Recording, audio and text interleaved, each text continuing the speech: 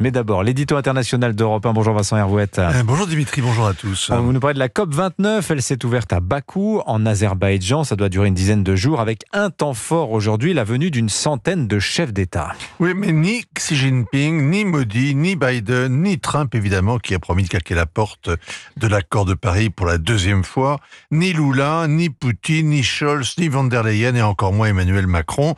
La France est à couteau tiré avec Bakou, qui agite les indépendantistes en Nouvelle-Calédonie comme aux Antilles pour se venger du soutien purement humanitaire pourtant que la France a accordé aux Arméniens du Karabakh.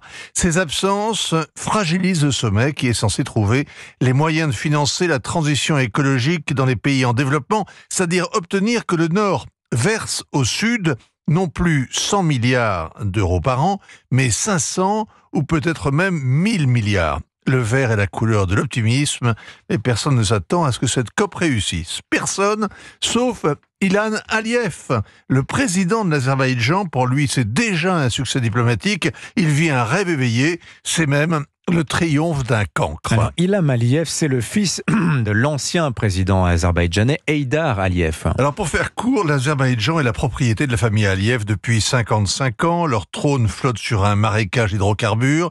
Ilham ne ressemble pas au général du KGB qui était son père, mais plutôt à l'un des gendarmes de Saint-Tropez, ou à Elie Valek qui était le truand aux côtés du bon et de la brute, la tête dans les épaules et des épaules de déménageur, le cheveu ras, le front bas, les yeux éteints, et sa moustache lui colle un air maussade. Mais il n'a jamais été aussi populaire depuis qu'il a écrasé les Arméniens l'an dernier et déclenché le premier nettoyage ethnique du siècle, un vrai nettoyage express. Les 110 000 habitants du Karabakh ont fui en 3 jours les montagnes où ces chiens, comme dit Aliyev, étaient enracinés depuis 2000 ans. Alors, Ilham Aliyev a pourtant obtenu dans la foulée que l'ONU tienne son sommet climatique chez lui à Bakou. Oui, 40 000 officiels s'y pressent ce matin et personne ne s'étonne que la COP29 ait lieu dans un pays dont 90% des exportations sont le pétrole et le gaz qu'il tire de son sous-sol ou de la contrebande avec la Russie.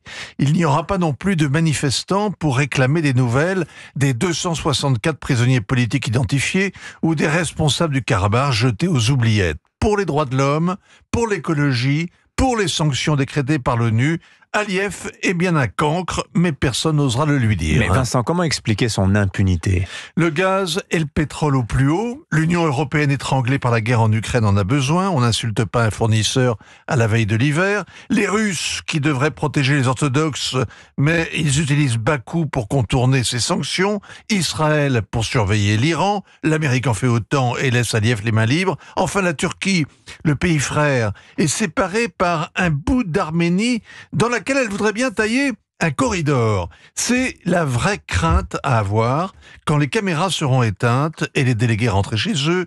L'Azerbaïdjan et l'Arménie doivent signer un accord de paix. Il ne dit rien de ce corridor. Ilham Aliyev est un taiseux. La COP lui montre qu'il peut tout se permettre. C'est un miroir flatteur et c'est aussi un rideau de fumée. Ainsi va le monde. Signature Europe 1, Vincent Hervouette. Merci beaucoup Vincent. 7h46.